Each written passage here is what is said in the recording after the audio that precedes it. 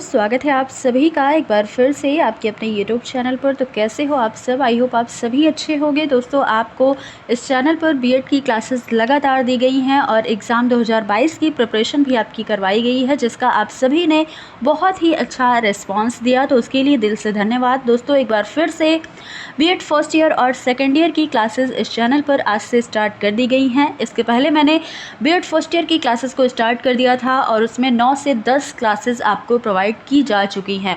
और आज हमारी बीएड सेकेंड ईयर की पहली क्लास है। और एक बात ध्यान दीजिएगा कि यहाँ पर आपको बीएड का जो भी सिलेबस दिया जाएगा, जो कंटेंट आपको प्रोवाइड किया जाएगा, जो क्लासेस आपको दी जाएंगी, ये सभी अवध यूनिवर्सिटी के सिलेबस पर बेस्ड होंगी। तो ये चीज़ें आपको जानना ज़रूरी था। तो दोस्तों, आप सभी इस वीडियो को लाइक कर दीजिएगा और ज़्यादा से ज़्यादा लोगों तक शेयर कर दीजिएगा।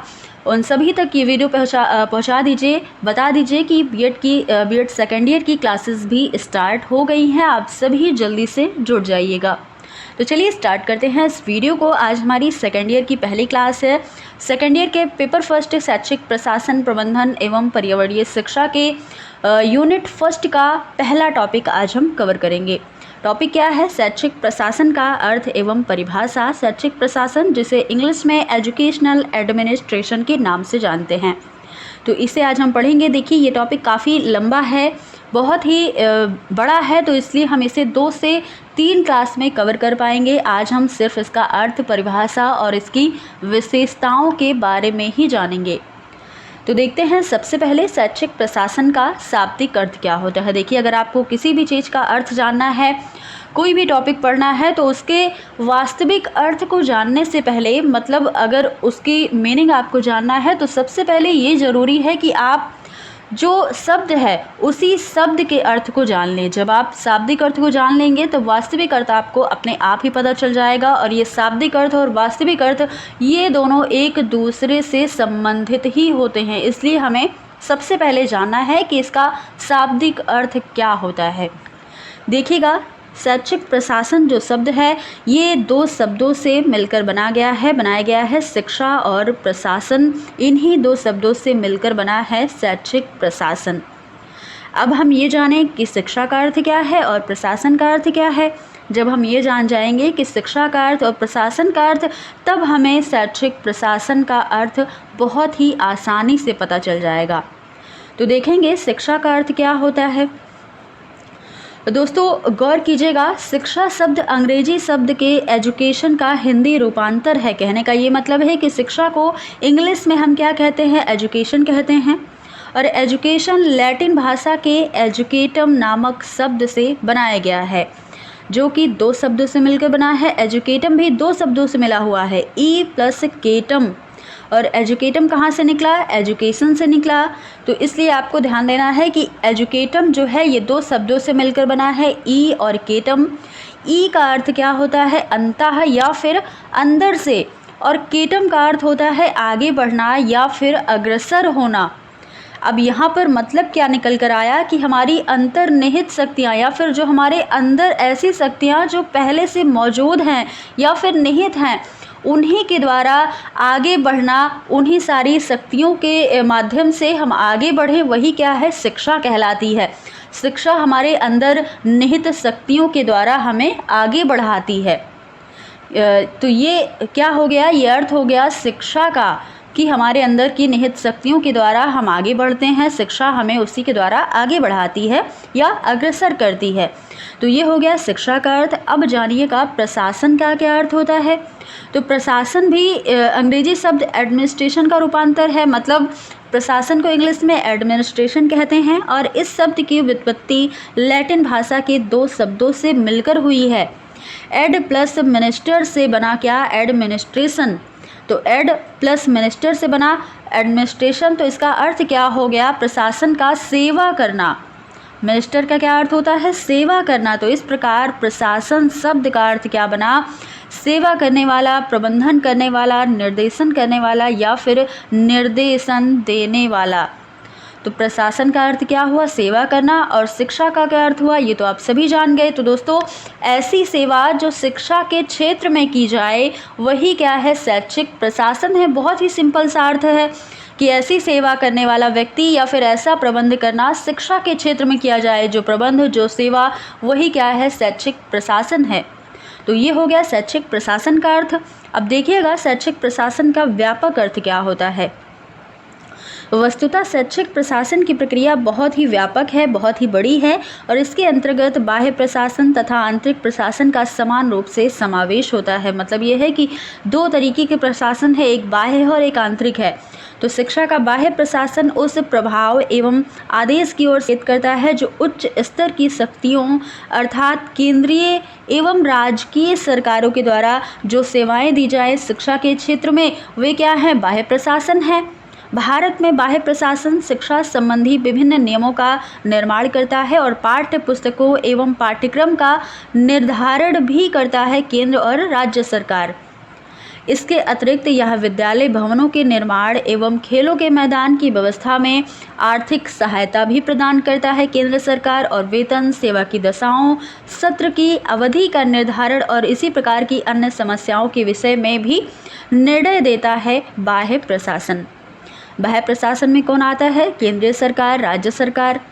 अब बात होती है आंतरिक प्रशासन की, तो इसका तात्पर्य ऐसी व्यवस्था से लगाया जाता है जो किसी विद्यालय का नेता अर्थात प्रधानाध्यापक अपने साथियों जैसे कि व्यवस्थापक, शिक्षक, छात्र इन सभी की सहायता से विद्यालय के प्रतिदिन के कार्यक्रम एवं क्रियाओं के संचालन के लिए करता है। देखिए आंतरिक प्रशासन क्या है, जो विद्यालय के अंतर्गत प्रबंध किया जाए। विद्यालय के अंदर सभी व्यक्तियों का, विद्यालय के अंतर्गत टीचर होता है, स्टूडेंट होता है, प्रिंसिपल होता है या कर्मचारी होते हैं। तो इन सारे लोगों के द्वारा सहयोग से, इन सभी के सहयोग से जो प्रशासन मतलब जो विद्यालय के अंतर्गत जो प्रबंध किया जाए, जो सेवा की जाए, वही क्या है, आंतरिक प्रशासन हो जाएगा। इस प्रकार यह स्पष्ट हो जाता है कि शिक्षा प्रशासन के अंतर्गत बालक, शिक्षक, प्रशासक, प्रबंधक, प्रधानाध्यापक और अभिभावक, समाज सुधारक और राष्ट्र करधारों के विचारों एवं कार्यों में सामंजस्य व समन्वय स्थापित करना सम्मिलित होता है या शामिल होता है, ताकि फॉक्स विद्यालय अपने निर्धारित उद्देश्यों की अधिकतम पूर्ति करने में समर्थ हो सकें।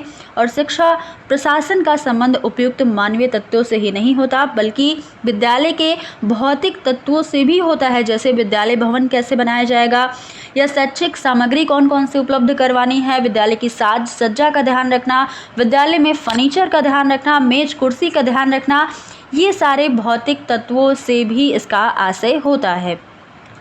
अब देखिएगा शैक्षिक प्रशासन की परिभाषा देख लीजिए। तो कई सारे विद्वानों ने अपने अपने अनुसार इसकी परिभाषा दी है। फॉक्स, विस एवं रफनर के अनुसार पहली परिभाषा दी गई है कि शिक्षा प्रशासन एक सेवा कार्य है जिसके द्वारा शैक्षिक प्रक्रिया के उद्देश्यों की प्राप्ति प्रभावशाली ढंग से की जाती है। अगली परिभाषा बेलफोर ग्राहम ने दी कि शैक्षिक प्रशासन उपयुक्त बालकों को उपयुक्त शिक्षकों के द्वारा शिक्षा प्राप्त करने के योग्य बनाता है, जिससे वे उपलब्ध आर्थिक साधनों का उपयोग करके अपने प्रशिक्षण से सर्वोत्तम को प्राप्त करने में समर्थ हो सकें। मुखर्जी साहब ने कहा कि शैक्षिक प्रशासन भौतिक साधनों एवं मानवीय संबंधों तथा सभी प्रकार के लोगों को एक साथ काम करने की प्रबंध से संबंधित है और वास्तव में शैक्षिक प्रशासन आजीवित वस्तुओं की अपेक्षा मनुष्य से अधिक संबंधित है। अब दोस्तों आगे देखिएगा शैक्षिक प्रशासन की कुछ विशेषताएं हैं। इसके पहले हमने जाना कि शैक्षिक प्रशासन की परिभाषा क्या थी, इसका अर्थ को जाना। अब देखिएगा विशेषताओं के बारे में, यानी कि कैरेक्टरिस्टिक्स ऑफ एजुकेशनल एडमिनिस्ट्रेशन क्या है। पहली विशेषता ये है कि शिक्षा संस्थाओं की उपलब्धि संख्यात्मक ना होकर के क्या होती है, गुणात्मक होती है। इसमें गुण पाए जाते हैं, तो इसका मूल्यांकन करना काफ़ी कठिन काम होता है। शैक्षिक प्रशासन लाभ ना कमाने वाला प्रतिष्ठान है। यह तो मुख्यतः क्या है, लोक कल्याण या समाज सेवा के लिए बनाया गया है। तो कोई भी व्यापार हमेशा ही हानि लाभ की चिंता करता है, जबकि शैक्षिक संस्था मनुष्य के व्यक्तिगत के विकास पर केंद्रित होती है और इसका मूलभूत उद्देश्य क्या होता है कि लोगों का कल्याण हो सके या जन कल्याण हो सके। तो इसका एक बहुत ही प्रमुख उद्देश्य ये होता है। आगे देखिएगा, शिक्षा के क्षेत्र में जो व्यक्ति प्रशासनिक स्तर पर है वह उन लोगों पर प्रशासन करता है जो योग्यताओं में या तो उसके समकक्ष होते हैं या फिर उनसे अधिक योग्य होते हैं। तो ऐसी स्थिति में उन पर प्रशासन करना थोड़ा सा कठिन कार्य होता है। शिक्षा प्रशासन का प्रमुख उद्देश्य लोगों की भलाई करना होता है, लेकिन इस दिशा में इसकी सफलता अधिकांश लोगों के सहयोग पर निर्भर करती है। जब अधिक लोगों का सहयोग होगा शिक्षा के क्षेत्र में, तब इसकी सफलता और भी अच्छे से होगी। तो इसलिए जब अगर इसकी सफलता, अच्छी सफलता चाहनी है, अच्छी सफलता होनी है, तो इसके लिए क्या करना होगा कि अधिक से अधिक लोग इसमें सहयोगी बन सके, भागीदारता उनको हो सके। इसके लिए यह भी ज़रूरी है कि छात्र, उनके अभिभावक एवं शिक्षकों के लिए मेल जोल के दरवाजे हमेशा खुले रखें। उन्हें मिलने जुलने में सुगमता होनी चाहिए, क्योंकि शिक्षा जन कल्याण की ही एक संस्था मानी जाती है। तो इसलिए उन पर कोई प्रतिबंध ना लगाए जाएं, सबके लिए इसके दरवाजे खुले रखे जाएं, ताकि वे हर समय मिलजुल करके कार्य को कर सकें और अपनी सहयोगिता कर सकें।